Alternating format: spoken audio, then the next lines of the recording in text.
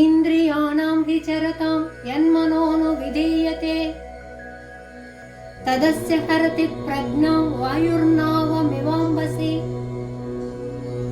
ఏ పనినైనా సాధించాలనుకునేవారు ఇంద్రియాల వల్ల కలిగే శబ్దం స్పర్శల పట్ల విరక్తి కలిగి ఉండాలి, అయిష్టంతో ఉండాలి.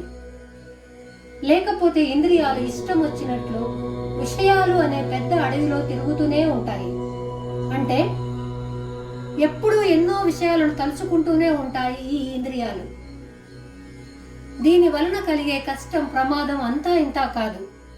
విషయాలలో తిరిగే ఇంద్రియాలలో ఏ ఇంద్రియాన్ని మనస్సు పట్టుకొని ఆ ఇంద్రియం చెప్పే పని చేస్తూ పోతూ ఉంటే, అంటే కళ్ళు అనే ఇంద్రియము కళ్ళకు నచ్చింది ఎప్పుడూ చూస్తూనే ఉంటే ప్రమాదం కదా.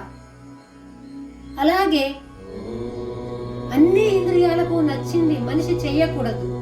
అంటే ఏ విధంగా అయితే సముద్ర మార్గంలో తుఫాను గాలి ఓడను దారి మళ్లించి ఓడను నీటిలో ముంచేస్తుందో, ఆ విధంగా మనస్సు వెంబడే ఉన్న ఇంద్రియాలు కష్టాల్ని తెచ్చి పెడుతున్నాయి.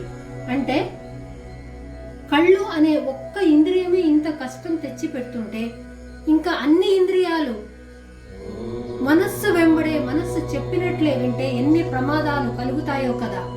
కాబట్టి మనస్సును తెలివిగా ఇంద్రియాల వెంబడి పోకుండా ఇంద్రియాలను అదుపులో ఉంచుకుని దైవ మార్గంలో నడుస్తూ ఆత్మజ్ఞానంతో బ్రతకాలి.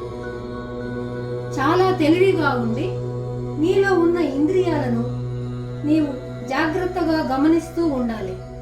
ఇంద్రియాలను తప్పకుండా అదుపులోనే ఉంచుకోవాలి.